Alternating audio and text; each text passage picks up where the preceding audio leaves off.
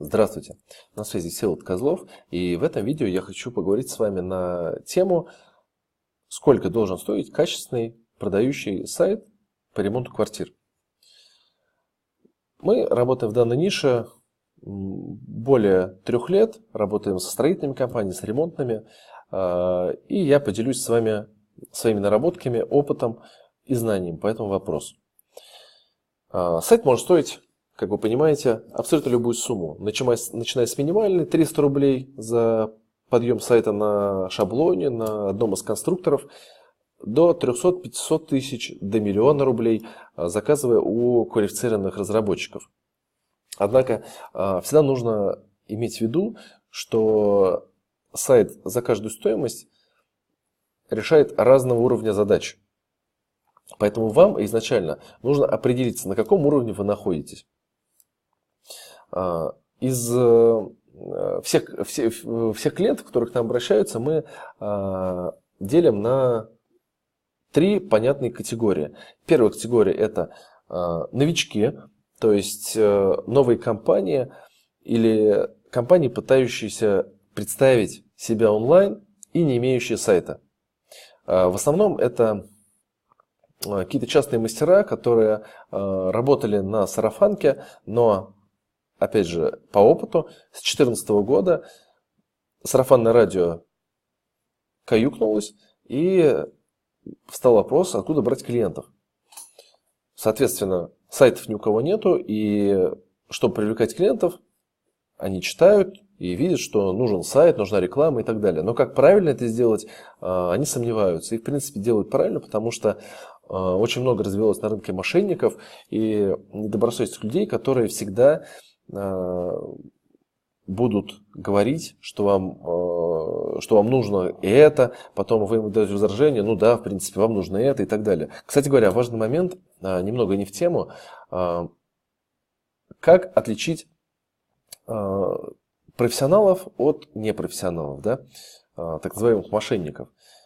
Когда вы высказываете свое видение, например, по сайту, или это даже касается и рекламы и так далее, то мошенник будет во всем с вами соглашаться. Не будет никаких споров, не будет отстаивания своей точки зрения и так далее. Его основная задача – войти к вам в расположение и, соответственно, получить с вас деньги. Все, больше его ничего не интересует. В результате, если вы сделаете сайт, как вы считали нужным у данного исполнителя, и в конце не получите никакого результата, при разговоре с ним вы скажете, вот мы сделали, и где результат? Он совершенно справедливо скажет, сайт заказали? Заказали. Я его сделал. Какие ко мне вопросы? Вот, это результат общения с таким человеком, который во всем всегда соглашается. Специалист в какой-то теме имеет опыт, особенно если специалисты работают в конкретной нише уже продолжительное время, уже работали с множеством разных бизнесов в данной сфере. Они имеют какие-то наработки, они имеют опыт и имеют видение рынка. Соответственно, обращаясь к ним и говоря свою точку зрения, они ее смогут обоснованно, например, опровергнуть или скорректировать. И это уже называется такой конструктивный подход к разработке сайта. Я рекомендую работать вам с такими людьми, которые имеют опыт и могут конструктивно, так скажем, пообщаться насчет вашего, допустим, видения, скорректировать его как-то и так далее. Вот, это небольшое такое отступление. Итак, первая группа – это новые компании, у которых нет своего сайта. Вторая группа – это уже работающая какое-то время на рынке компания, имеющая клиентскую базу, но стремящаяся к росту. Сайт имеется. И третья группа – это крупные компании, причем крупные не обязательно по штату, а может быть по уровню проектов, по их стоимости, по уровню клиентов. И данная компания стремится к существенному росту, увеличить свои позиции, так скажем, ухватить большую часть рынка и привлечь к себе в штат лучших специалистов, чтобы поднимать уровень качества и держать на высоте уровень своих проектов. сайт также имеется. И я думаю, вы уже для себя поняли, к какой категории вы относитесь. И теперь мы пошагово по каждой категории пройдемся с примерами. И я вам скажу, сколько по нашему опыту, опять же, может стоить этот сайт и что для него важно. Итак, начнем с новой молодой компании, у которой нет сайта, и цель которой заявить себе в интернете, начать получать заявки.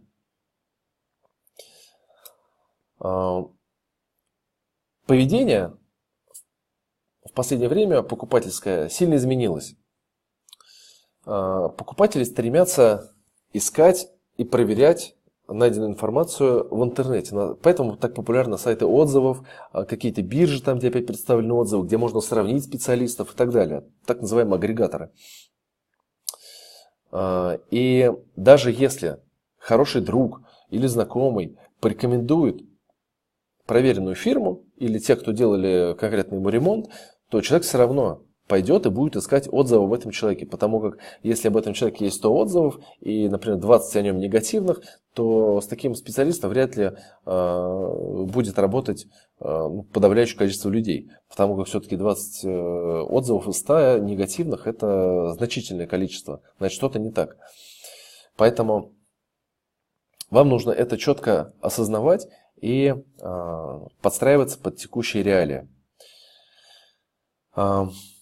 Рекомендованный бюджет для этой категории до 100 тысяч рублей.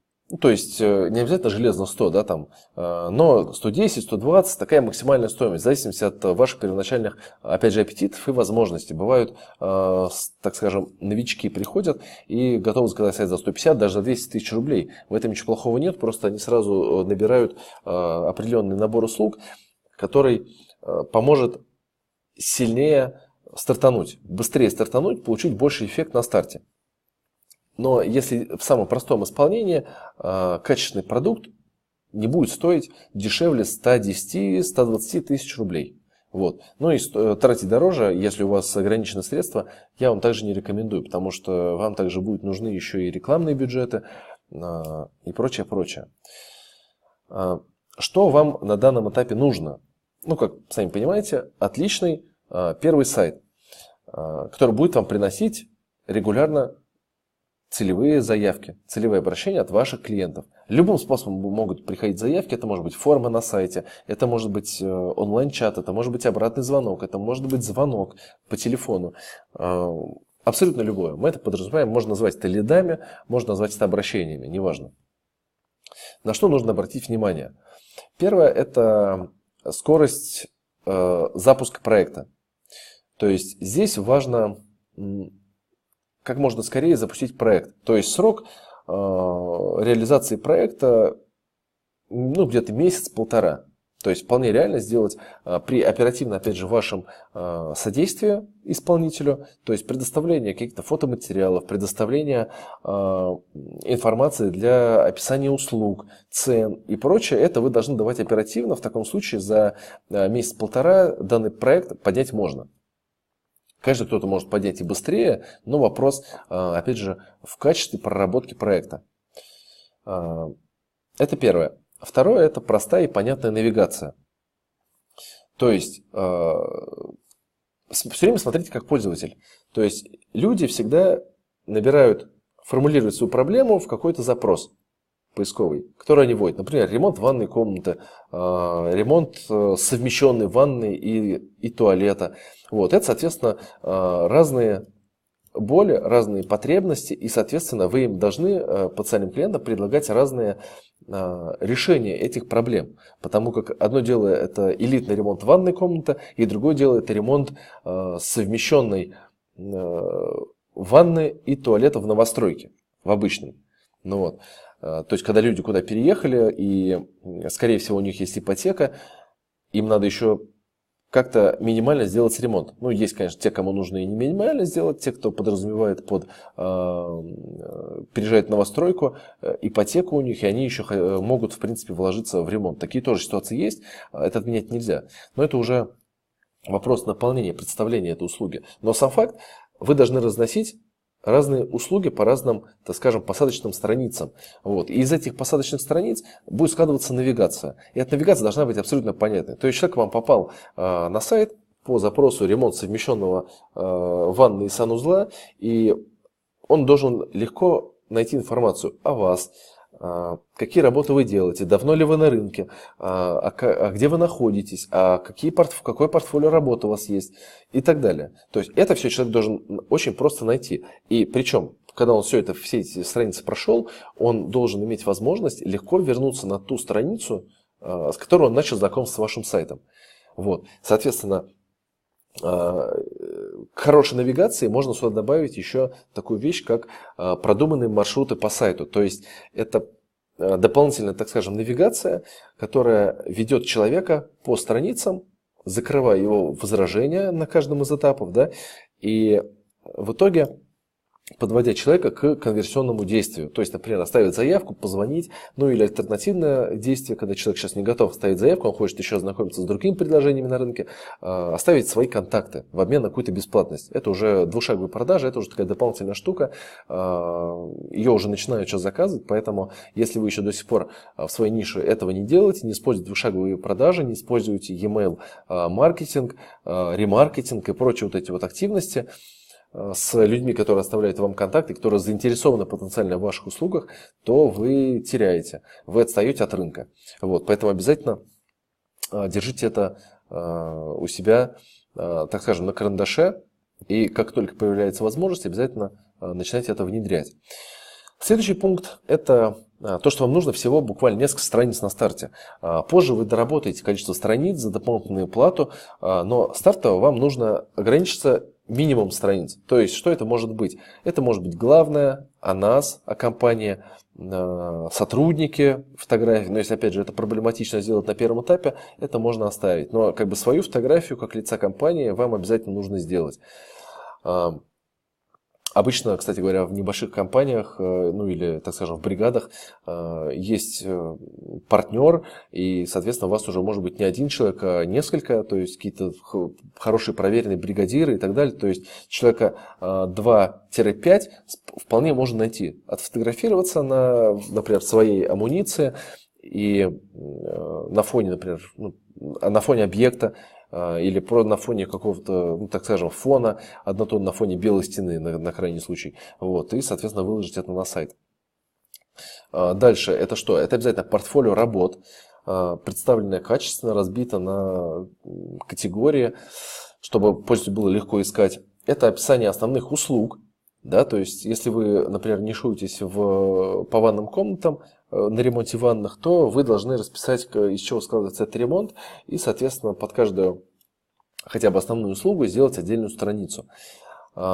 Отзывы, если они у вас есть, они в обязательном порядке должны быть, и контакты.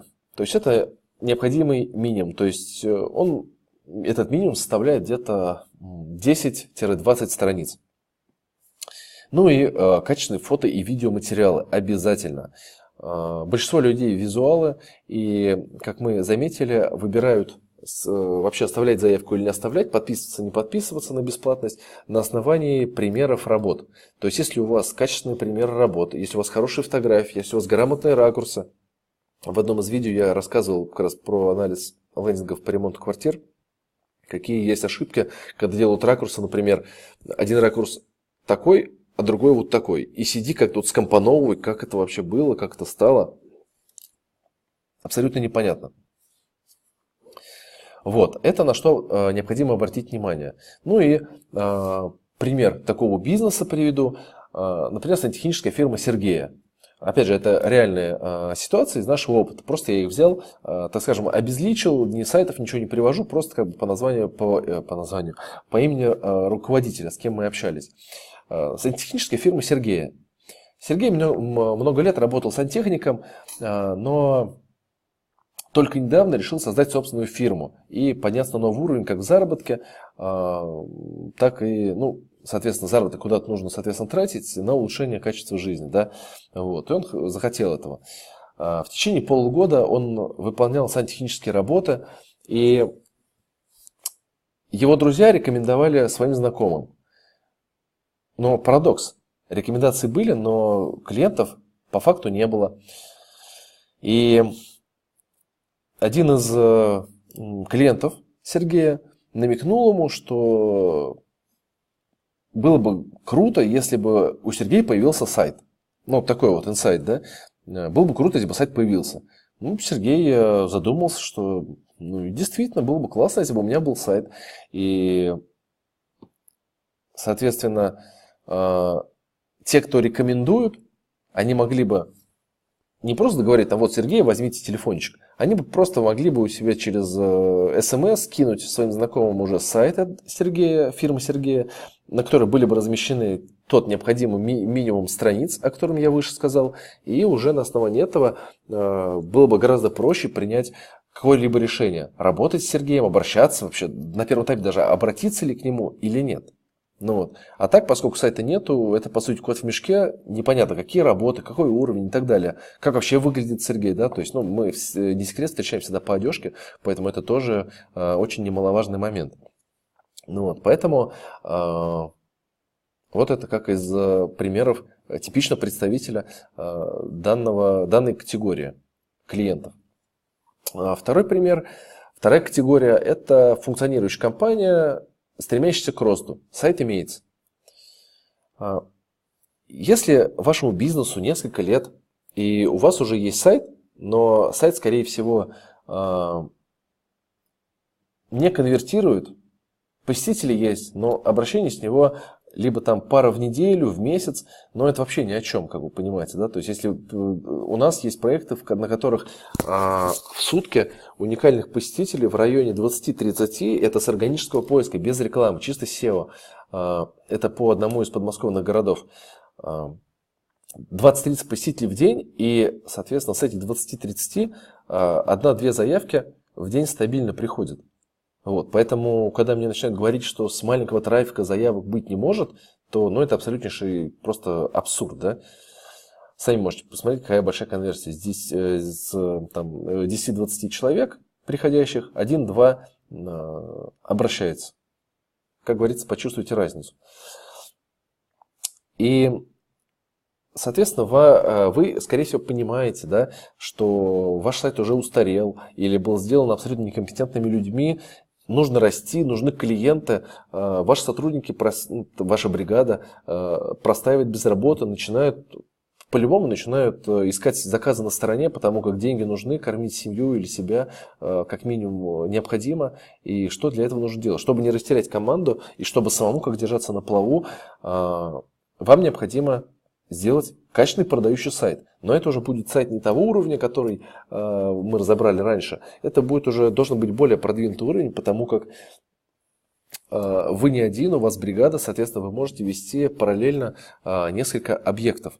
И у вас, скорее всего, поскольку вы работаете с бригадой, должны быть возможности, так скажем, сразу запустить более функциональный проект с дополнительными фишками, такими как калькулятор, с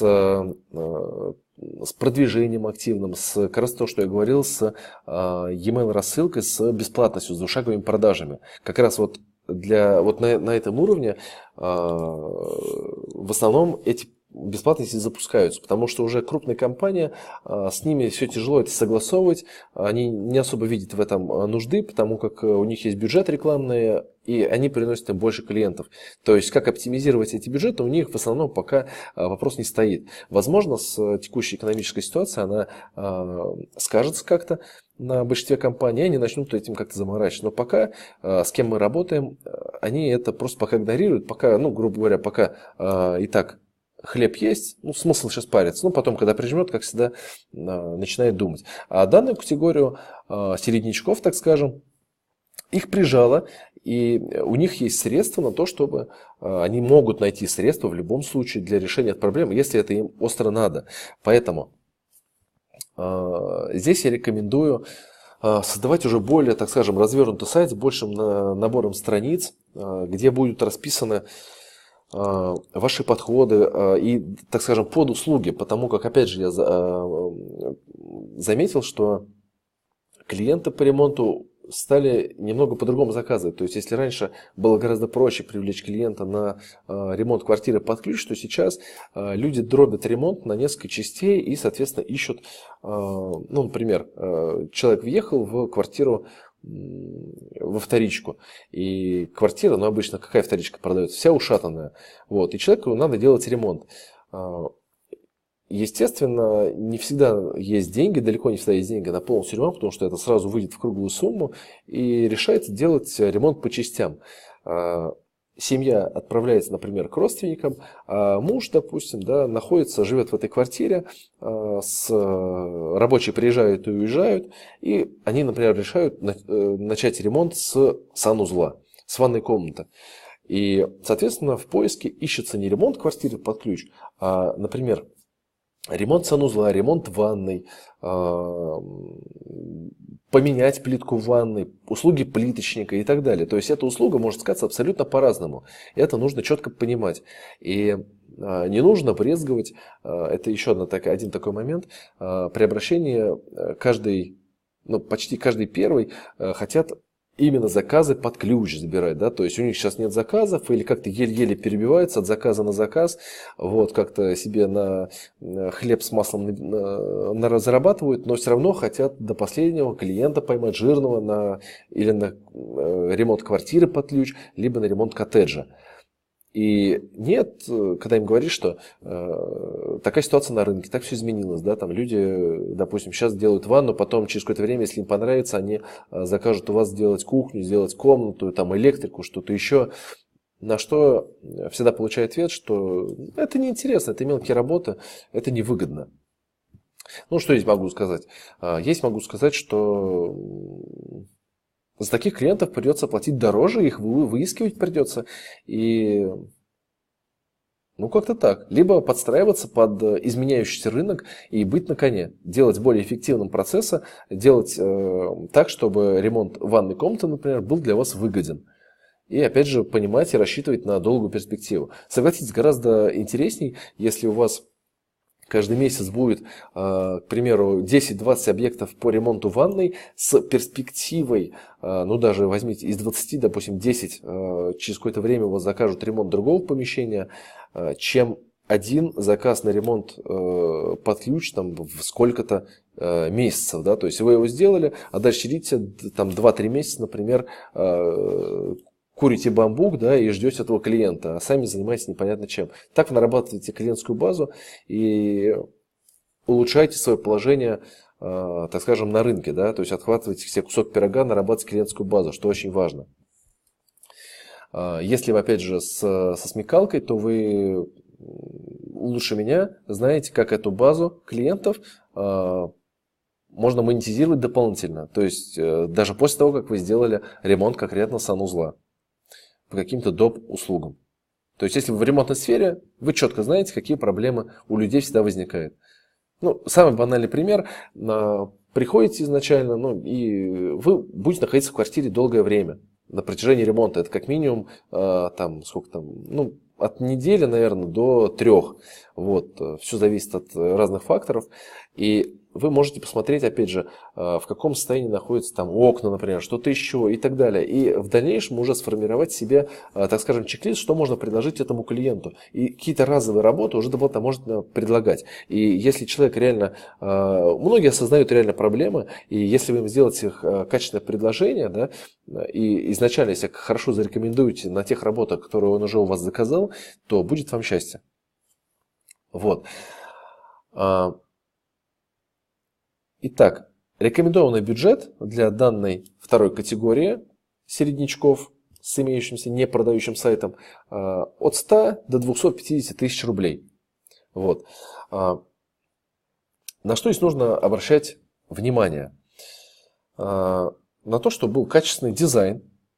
Это важно. Что значит качественный, да? То есть качество сайта, качество дизайна, оно на самом деле субъективно. И когда к нам обращаются с вопросом закрепить в договоре дизайн, это, по крайней мере, странно. То есть, чтобы что-то закреплять, например, да, вот такую творческую вещь, это нужно изначально как-то намыкаться, сделать много итераций, чтобы человеку понравилось, и тогда уже подписать то, что вот такой дизайн, дальше вы его, пожалуйста, не изменяйте, ничего с ними не делайте, все оставьте как есть.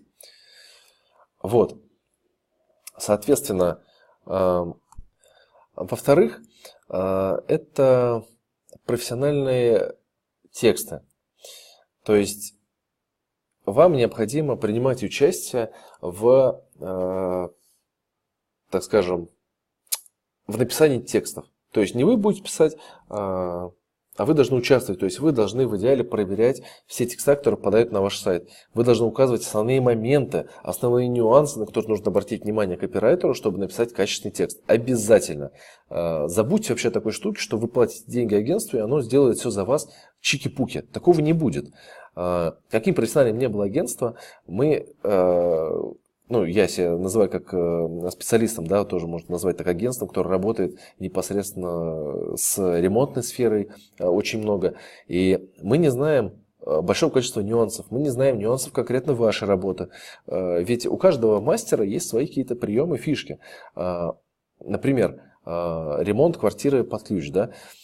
Есть такие моменты, как правильная последовательность ремонта новостройки. И об этом целесообразно заявить на соответствующей странице сайта, чтобы человек увидел и понял, что вы специалист, вы вот эти вот все нюансы указываете, он об этом не знал, и если он будет узнавать от вас какие-то важные нюансы, это сыграет вам только в плюс. Ваш сайт должен состоять из, как я уже сказал, да, из большего количества страниц, то есть более широко вы описываете проблемы, которые есть у клиентов, и делать под них посадочные страницы. Таким образом, вы будете лучше других выгребать поисковый трафик из поисковых систем. Следующий момент – это связано с множеством целевых посадочных страниц, это множественные точки входа на сайт. То есть, если на первом этапе, у первой категории, да, сайт с небольшим количеством страниц, то там большая часть из них это сервисные, там портфолио, о компании, контакты, о нас и так далее, то в вашем случае точками входа это будут страницы услуг, которые вы распишете. Как я уже говорил, ремонт ванны, это ремонт просто ванной, это ремонт туалета, это ремонт совмещенных санузлов, это укладка плитки, там опять же, что относится теплые полы в ванную. Вот, то есть это все то, что вы реально делаете вместе с ремонтом ванных комнат. И что люди реально ищут. Потому что это, опять же, не секрет, что люди, ищущие теплый пол в ванную комнату, скорее всего, они делают ремонт ванной комнаты, и им нужны теплые полы в ванную комнату. Вот. Они могут находиться на абсолютно разной стадии, но если человек попадет на вашу страницу, где указано, что вы кладете теплые полы в ванную комнату, то он к вам может вполне обратиться. И вы можете получить заказ. И на будущее уже клиент, с которым можно работать. Вообще забудьте такую вещь, как недооценивать клиентов. Поймите для себя, какие задачи вы хотите решать реально и как изменился рынок. Если вы не видите, как изменился рынок, то пообщайтесь с коллегами, пообщайтесь со сторонними специалистами. Какие-то вещи я в своих видео рассказываю на основании опыта работы с клиентами, на основании нашего с ними общения. Вот, поэтому черпайте эту информацию и сами наедине с самим собой или своим партнером обсуждайте эти вопросы и на основании этого строить стратегию вашей дальнейшей работы. Следующий момент – это веб-аналитика. Это обязательно на данном этапе, потому как сайт уже более крупный, на него идет больше трафика, и вам нужно более плотно анализировать этот сайт, понимать, где у людей затык, где они заблудились, где они ушли, почему они ушли, делайте гипотезы и так далее. Аналитика – это очень важный момент. Важно настроить все цели на сайте. То есть, какие цели могут быть? Цель нажать на адрес. Очень часто делается такая штука, как, конкретно у нас такого в интернете обычно, я не так часто встречаю в ремонтной теме, когда есть ссылка на адрес, и нажимается человек и всплывает поп-ап с картой. Вот, ставить на это цель, на клик по e-mail, опять же цель, отправка формы – это цель, обратный звонок – это цель, колл-трекинг, отслеживание звонков по номеру телефона – это также цель. Все это должно быть у вас настроено, чтобы вы понимали, какие рекламные активности, какие рекламные каналы приносят вам клиентов, какие не приносят. Вот, без этого вы просто не сможете оптимизировать рекламные кампании, оптимизировать ваш сайт и, соответственно, снижать стоимость обращения и соответственно, больше, так скажем, зарабатывать. Да? Ну и, так скажем, крайний, но далеко не последний момент – это дополнительные элементы сайта для укрепления доверия. Это виртуальные туры. То есть вы сделали какой-то ремонт и обязательно сделайте виртуальный тур. То есть что это такое? Это когда человек заходит на этот виртуальный тур и может погулять по квартире. Заходит, смотрит, например, влево можно пойти, вправо и так далее. И это, по сути, виртуальный тур собирается из фотографий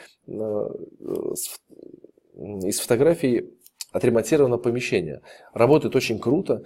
У нас есть клиент, который занимается только ремонтом, утеплением, отделкой различных балконов, лоджий, да, то есть он чисто специализируется на этом. Там разные системы хранения, рабочие места, делаются эти зимние сады, то есть все что угодно, все, что только можно сделать на балконах и лоджиях разных размеров, он это все делает.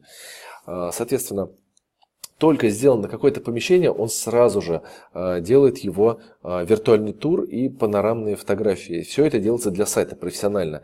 И не поверите, люди на этих разделах проводят больше всего времени, они на эти страницы переходят, изучают все работы, и эти страницы являются основными источниками лидов.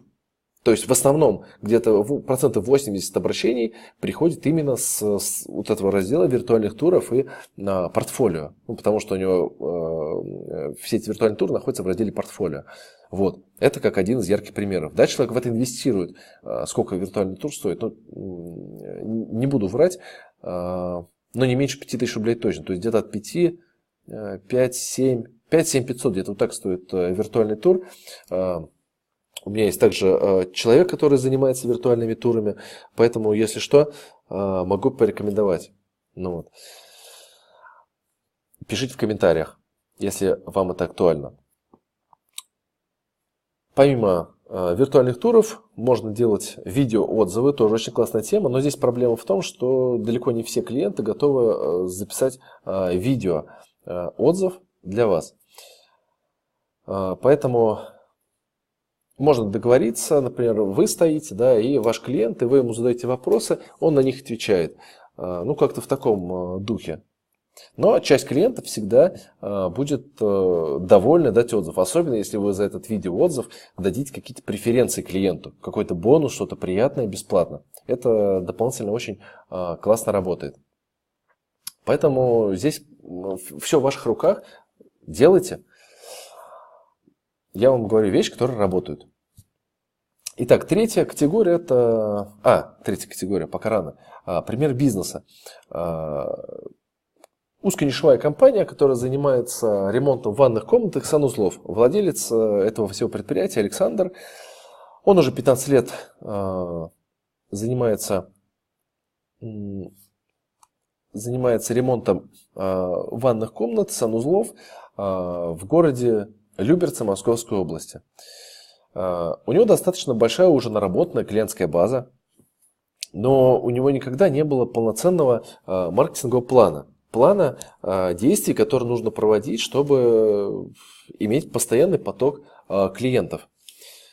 И несколько лет назад он создал свой сайт, но этот сайт практически не обновлялся. Неудивительно, что этот сайт устарел и плохо работал с мобильными устройствами. Помните, о чем я говорил изначально? Адаптивный дизайн, то есть когда сайт одинаково хорошо показывается на разных устройствах, на ПК, на мобильных и на планшетах. Так вот, в основном у всех не адаптивные сайты. А еще один такая заметочка в тему. Сейчас Яндекс, интересно так, у него есть мобильный поиск, то есть вы с смартфона сидите, что-то ищете, и он в топ продвигает, так скажем, сайты, которые имеют мобильные версии. Мобильная версия, адаптивный дизайн, неважно. И сайт может в обычной выдаче на ПК быть, допустим, в топ-1, в топ-3, но на мобильной версии его не будет даже в двадцатке. Да, потому что топовые места занимают сайты с адаптивным дизайном. А в строительной тематике, так, на минуточку, в районе 20% точно это мобильный трафик.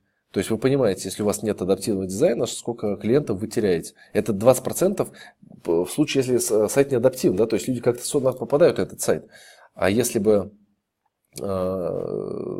сайт был адаптивным, то этого трафика было бы до 30%, это как минимум. Вот, поэтому обязательно условие должно быть адаптивный дизайн. Сейчас это как нельзя актуально. И у Александра сайт, соответственно, не был оптимизирован для мобильных устройств. Он там разъезжался, что-то не работало, какие-то формы не работали. Он терял клиентов с помощью этого. В ближайшие 5 лет у Александра есть такая цель – удвоить доход своей компании. И он понял, что, общаясь со своими друзьями, что сайты, они реально работают, и то, что у него нет сайта, он просто теряет деньги на ровном месте. Он хочет сфокусироваться на богатых клиентах, которые готовы платить за его услуги. То есть он хочет сделать так, чтобы было меньше клиентов, но чтобы они были более обеспеченные. И ему, несомненно, поможет сайт, отражающий все его навыки, опыт работы, как раз то, что я говорил, вот, видео, отзывы, виртуальные туры и так далее. То есть все его умения красиво упаковать и преподнести на сайте. Обеспеченная аудитория особенно любит и ценит такие вот вещи. Поэтому у Александра все с новым сайтом хорошо. Ну и завершающая третья категория – это крупные компании, стремящиеся к, так скажем, мировому господству, к существенному росту и привлечению высококвалифицированных специалистов. Сайт для такой компании обычно это сложный технологический продукт с множеством интеграций, как я уже говорил, да, там обычно есть корзина, какие-то сложные калькуляторы, расчеты, нужны чеки, какие-то формы, бланки и так далее. То есть все эти вещи у крупных компаний обычно нужно разрабатывать. Это уже, соответственно, другой уровень. Задачи абсолютно всегда разные. Но есть, естественно, пересекающиеся вещи. Это как корзина, бланки, индивидуальные e-mail. Рекомендованный бюджет в данном сегменте, по нашему опыту, от 250 до 700 тысяч рублей. То есть это деньги для вот такого крупного функционального проекта. Ну, говорить здесь про функционал, это, наверное, будет не совсем корректно, потому что, как я сказал, он же везде разный. Приведу буквально несколько вещей, что здесь должно быть обязательно. Первое – это активно должна прорабатываться контентная информационная составляющая. То есть на данный сайт должно приходить огромное количество целевой аудитории с помощью каких-либо статей, ну, блога. И этот блог должен перекрестно быть связан с вашим основным сайтом, с вашими услугами. И блог должен становиться источником клиентов в ваш бизнес. Собственно, как это работает у нас и как это работает на проектах, о которых мы внедряем информационные разделы, блоги. Блог обучает аудиторию, показывает нюансы, показывает ваш профессионализм, доказывает его защищает, да, как принято говорить, защищает его перед вашей целевой аудиторией. Чем больше у вас будет таких точек входа на блоги информационных, чем больше проблем пользователей вы соберете, чем качественнее вы все это представите на блоге, чем, опять же, чем грамотнее вы свяжете блог с конверсионными элементами сайта, продумаете точки захвата вашей аудитории и сделаете, опять же, я вот здесь не особо получается пока, ну, лично нам, согласовать вот эти вот работы над двушаговыми продажами. Здесь клиенты от этого отбиваются, не хотят в этом участвовать. Но эта штука, двушаговые продажи, да, она бы здесь дала очень хороший результат. Потому как бизнес, с которым мы работаем, вот такого уровня, они реально очень интересные. У них очень много возможностей, очень много своих фишек, нюансов, о которых можно и нужно рассказывать в рассылке. Но это все скрывается, ну не то, что скрывается, не находится время, потому что не считается это очень важным. Вот. Но это одно из. Из функциональности дополнительно это интерактивные опросы и калькуляторы. То есть интерактивные опросы, например, какая-то у вас цель закрыть на заявку, и вы человеку даете пройти опрос. Вот сейчас, кстати говоря, опять же, трендовая штука. Проходите опрос, и с каждым шагом человек получает какую-то выгоду, скидку на итоговую стоимость. Таким образом, этот опрос, он квалифицирует, как говорится, лида, квалифицирует заявку, собирает информацию по человеку, и менеджер уже имеет представление о потенциальном клиенте, и может уже более подготовленно звонить и предлагать какое-то конкретное решение ему. Это очень сейчас трендовая тема, и конверсия у этой штуки выше, чем у обычных калькуляторов. В качестве примера бизнеса есть такая студия ремонтов «Ремонтика». Да, но, опять же, название, как я уже говорил, здесь завуалировано, потому что если название владельца я могу назвать, то здесь название компании надо завуалировать. Но это студия ремонтов, название «Ремонтика», допустим. Владелец Алексей, он более 30 лет является владельцем этой компании. Компания занимается отоплением и вентиляцией. Основное направление. Он один из самых крупных в Мытищах. Алексей хочет расшириться на другие близлежащие города и сообщить своим клиентам, что он расширил спектр своих услуг и теперь занимается еще электромонтажными работами. Кому-то допродать и новых клиентов цеплять на одно и на второе. Вот, потому что это такие все-таки связанные работы и производятся на этапе, когда они обе актуальны. У Алексея есть сайт, который раньше работал отлично, но в последнее время перестал справляться со всеми требующимися Алексею функциями.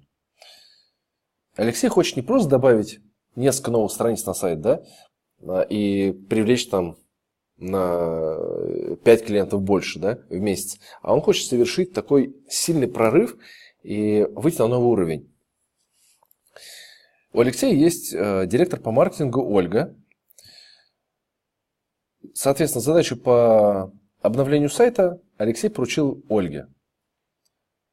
И Ольга ищет компанию, способную создать сайт по индивидуальному заказу со всеми нужными функциями и качественным дизайном. Обязательно, чтобы это все было, как многие крупные компании хотят, обязательно в срок, согласовать весь дизайн и так далее. Ну, клиенты такие, с ними требуется больше работы, подготовительной работы, но и бюджет соответствующий, и позволяет внедрять интересные решения и видеть в результате масштабный результат, который получился не без нашей помощи. Вот.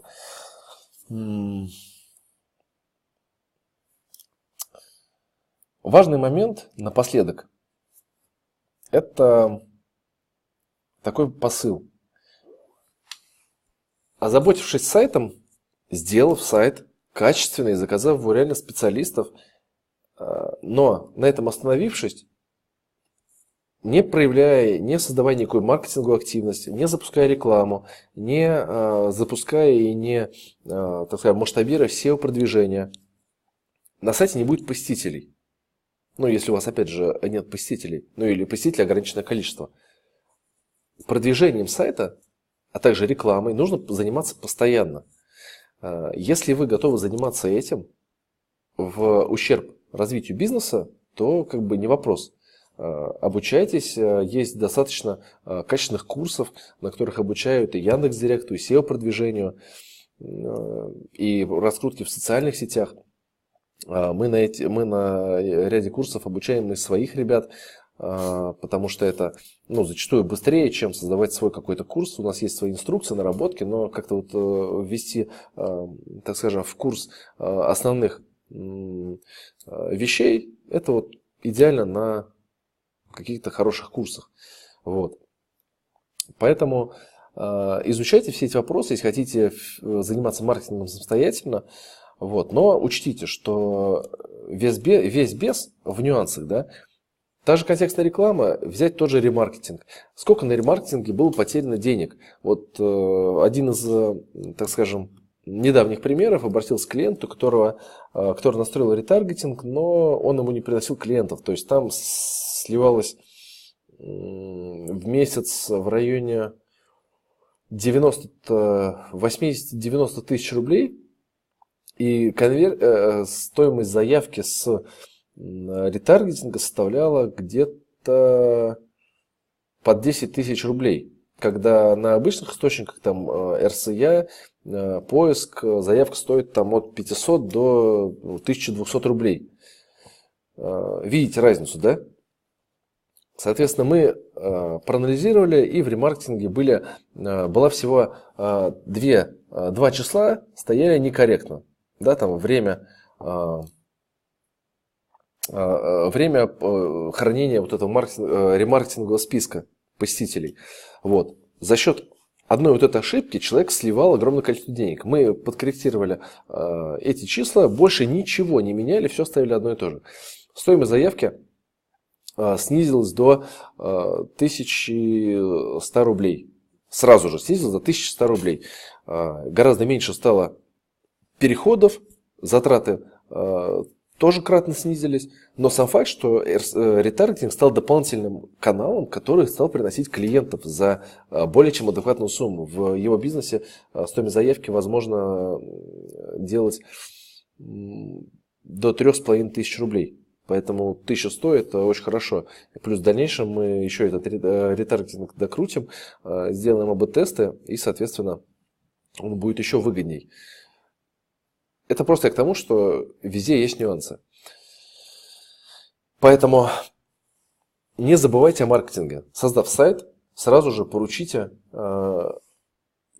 маркетинговую активность по нему специалистам. Будь это контекстная реклама, будь это SEO-продвижение. Опять же, обратитесь к специалисту, чтобы они определили план развития проекта. То есть, когда к нам обращаются, мы создаем сайт, и мы, соответственно, уже знаем, какие этапы будут следующие после этого. То есть, в каком-то случае это будет SEO-продвижение, в каком-то случае это будет контекстная реклама, после чего мы ждем, когда сайт переиндексируется, если это новый сайт, да, какие появятся позиции, где пойдет трафик, и после чего мы подключаем SEO-продвижение, усиливая какие-то моменты. Но в это время, пока SEO, в принципе, базовый сайт оптимизирован, дальше пока нету возможности, допустим, инвестировать в такие вещи на долгую руку, мы делаем то, что дает результат быстрее. Это контекстная реклама, например.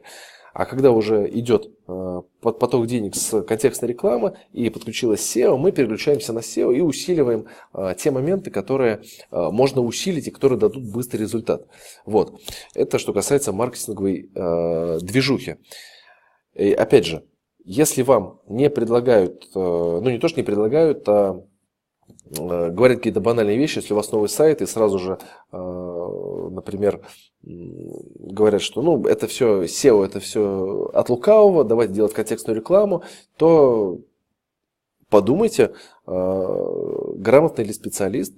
И опять же, все зависит от ваших бюджетов. Если вы готовы вкладывать там 30-40 тысяч рублей в SEO-продвижение, в такое полномерное, как раз на протяжении полугода первых, и параллельно еще вкладывать деньги в рекламу, то супер, это идеальный вариант, потому что вы будете развивать сайт, и он быстрее и мощнее пойдет в продвижение, чем если вы будете изначально только контекстной рекламой, а потом уже SEO-продвижение. Но опять же, это все разные ситуации, это все частности, нужно смотреть конкретный проект, конкретную ситуацию вашу, и если вас будут спрашивать про ваш бюджет, да, на маркетинг, конкретно на маркетинг, то есть это может быть и рекламный бюджет сюда включен, и оплата за работу.